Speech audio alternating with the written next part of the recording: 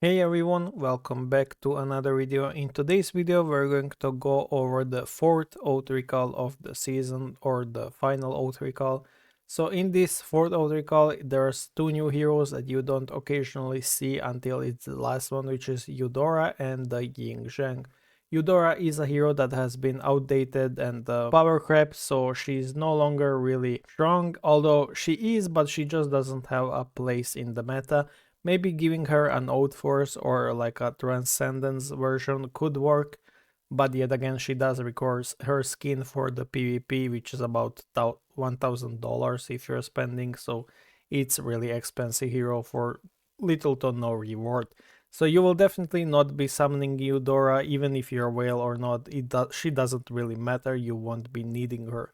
The next hero being Ying Zheng, he is really strong, he's really good, but his mainly usage is in PvP. He can occasionally be good in some PvE like the Abyss Crusades because of his HP to damage conversion, but apart from that he's not really all that useful. But in the PvP he's one of the most mandatory heroes when it comes to Avenger Phantoms, and especially if he gets the Transcended version, or rather the ability to be Transcended, I believe he will shine even further. His runes are quite rare to get, or near impossible unless you purchase them with real money, and they're quite strong on top of that. But yeah, he's a really strong hero, but as I said, he's mainly for the PvP, and you cannot get him from any other source ever. He's only on the fourth oath recall of every season. So if you ever want to invest to him, he does require 8 stars at minimum and gets better at 10 and 12 stars. Not necessarily needed, but his 8 stars is what you really want and need for his PvP effectiveness. So yeah, overall only for the whales, not suggested to the free-to-play players unless they're like considering long-term playability and are working on their PvP side. The next seasonal heroes, or other non-seasonal hero, is going to be That Knight. That Knight you don't want to summon at all. She's going to be on the Oracle shop very soon and you are no longer really needed to get her, and she doesn't really give you anything that is kind of worth it. But if you were to summon her, she does require 9 stars at minimum and it gets better at 10 and 12 stars. But as I said, I wouldn't suggest summoning on her. The next hero is going to be Izanami. Izanami is the newest hero currently and she's not really all that amazing. From this season she's the worst hero in my opinion. She's usable in PvE, but there's Elisha, like she's completely not needed because Elisha just does what Izanami does even better and is cheaper at that. You don't have to waste your old scrolls on Elisha because she's pretty much free in the Oracle shop as well as in the selectors. So Izanami does require 9 stars to be usable, or 8 stars at minimum. She's good in the PvP because of her holy shields on the Oath Force and because of her damage boost, which maybe works, maybe doesn't, but the holy shields are what keeps her amazing. And apart from the holy shields is the reduced healing that also makes her pretty much meta for the against dooms or healing reliant teams. The issue with her is she's really hard to fit in any kind of PvP and you have to bench like Elisha or other heroes to make her viable. So yeah, overall not really suggested to summon on Izanami either. Next hero is going to be Susano, where Susano is slightly better in PvP than Izanami. In my opinion, she's far weaker in the PvE. So if you're working on your dooms, Susano is definitely the second strongest doom after the Babylon and perhaps Leviathan, but yeah, they're about on the same tier.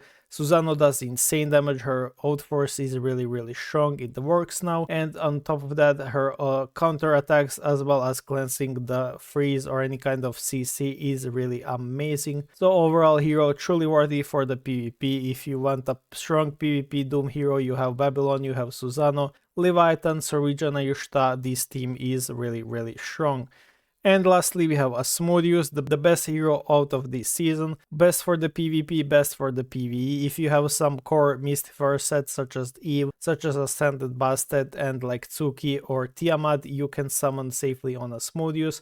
This means you will be benching your Gaia or moving her to another team or second Mystifers, wherever you feel like, but Asmodeus is just a better Gaia, far more better Gaia at that, especially because of her invincibility, which has no limits and is every 2 rounds. or other 3 runs, I think. And yeah, her old force is strong, her crits are on the corrode are strong. Reducing the attack, I don't personally feel like it does anything, because you mostly run her with Tiamat or Lucifer at the same time, so you will likely not ever feel this passive. But her runes are also very mandatory if you can get her to epic to legendary at minimum, in my opinion, to be as fast and even better than Gaia speed reduction. So she does require runes to match Gaia's speed reduction, but apart from that, she's the best hero of this season, and she's also mandatory for the Lost City. So yeah, overall, the ordering of this final auto recall is Asmodeus. Asmodeus is really worth it at 8 stars and gets far better at 10 and 12 stars, so usable at 8 stars gets better even higher. So the ordering is going to be Asmodeus for the overall best, Susano for the PvP best, Izanami for the niche category, like usable but not necessary, Yingzheng if you're working on Avenger Phantoms, an absolute beast of a hero for them, Eudora as a replaceable hero, and Death Knight as a never summon because she's going to the Oracle store. So yeah, that's it for the auto recall. Thank you for watching, and save your diamonds for the Fate summons if you are a free-to-play player. If you can't summon 100, then just simply save your diamonds. And if you're somehow doing the 100 summons, I do suggest going for this selector right here. I'm not sure if I would suggest getting you Cleopatra. I would, simply because of the rarity. She's usable in some modes, especially like Tombs, Primeval Realm, and the modes like the PvP tournament and the World Arena. But is she mandatory? No, she has been power crept a lot, but this is like the only source where you can actually get her, and yeah, it's only because of the rarity. All of these heroes will enter Oracle store apart Eudora and Yingzheng. Eudora you never want to take from this selector, Yingzheng arguably worth it, and Cleopatra is the rarest of them all. And yeah, I would suggest going Cleopatra to simply just get her to 8 or 9 stars in the future, but she may be not needed at all. So yeah, that's for the 100 selector, that's for the final auto recall of the season. Thank you for watching and see you in the next one.